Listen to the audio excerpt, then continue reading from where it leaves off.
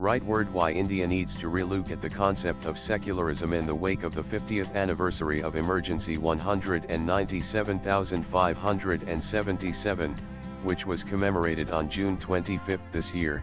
A debate has been reignited on the inclusion of the words secular and socialist in the preamble of the Indian Constitution.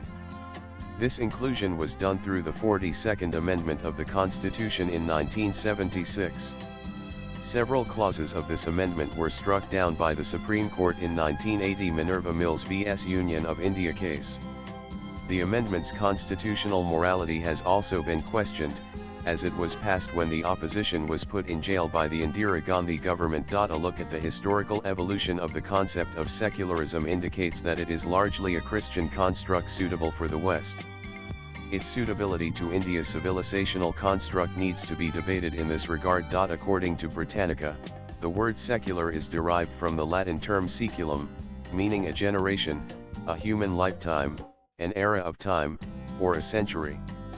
In its original Christian sense, the word indicated the finite temporal world of mundane daily or political affairs, as opposed to Christian religious time and practices filled with the sense of eternity and laden with spiritual significance. The first edition of the Encyclopaedia Britannica 176,871 defines secular as something that is temporal, in which sense the word stands opposed to ecclesiastical. The English thinker and writer George Holyoake in 1851 was the first to use the term secularism to refer to a particular non-religious civic and ethical philosophy that he intended to lack the negative ethical connotation that atheism carried at the time. Holyoake's explanation in the Principles of Secularism, 3rd edition 1870, is typically rooted in the concept of Christian morality. He said, "Secularism relates to the present existence of man, and to action, the issues of which can be tested by the experience of this life, having for its objects the development of the physical, moral, and intellectual nature of man to the highest perceivable point, as the immediate duty of society, inculcating the practical sufficiency of natural morality apart from atheism, theism, or Christianity, engaging its adherents in the promotion of human improvement by material means, and making these agreements the ground of common unity for all who would regulate life by reason and ennoble it by service." Interestingly, after Holyoake's first edition of the Principles of Secularism had come out in the early 1850s, a group inspired by his work started a secular institute on Fleet Street in London in 1854. Their goal was to set up secular societies. Later they also set up a secular guild and published a magazine, Reasoner. The concept of secularism as it is applied today was a typical Christian response to intra-Christianity wars and the dominance of the Church in Europe. The Christian wars in the 16th and 17th centuries had ravaged Europe, as the Church was intertwined with the state in such a manner that one couldn't segregate the two. The Treaty of Westphalia 1648, which ended the 30 Years' War in Europe, was the first significant step by the Western polity to curb the authority of the Church by introducing the principle of quis regio, eius religio. The ruler's religion would be the religion of the people.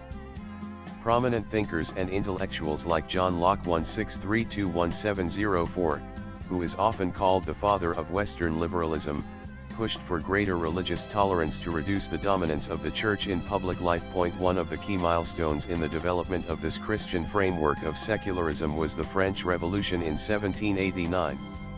It was a violent revolution against the dominance of the Church in France. According to Stuart J. Brown and Timothy Tackett, Christianity Enlightenment, Reawakening, and Revolution 16601815, Cambridge University Press 2008, by 1794, the radical revolutionaries had literally attempted to de-Christianize France by closing down churches, forcing priests to resign or emigrate, and inventing new republican cults to replace Christianity. Over the next 20 years, as Catholics struggled to restore religious practice, France's leaders worked to define a new relationship between nation and religion. In the later years of the revolution, the Directory 179,599 experimented with separating church and state, yet continued to view Christianity as potentially subversive and to pursue anti-clerical or de-Christianizing policies. When Napoleon came to power, he negotiated a new settlement that re-established Catholicism as the religion of the majority of the French and sought to make it dependent upon the state. Most importantly, the French Revolution laid down the foundation for the principle of laïcité, copyright, the separation of religion and the state. In 1905, France formally codified it as a law. The rest of Europe broadly followed this principle.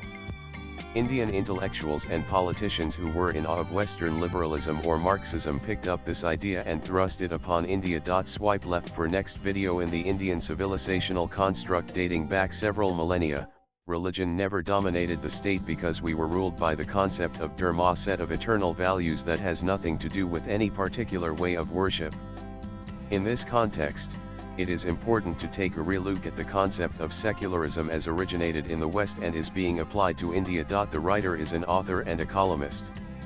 His X handle is Arunanandliv. Views expressed in the above piece are personal and solely those of the author. They do not necessarily reflect News 18's views. Latest blogs.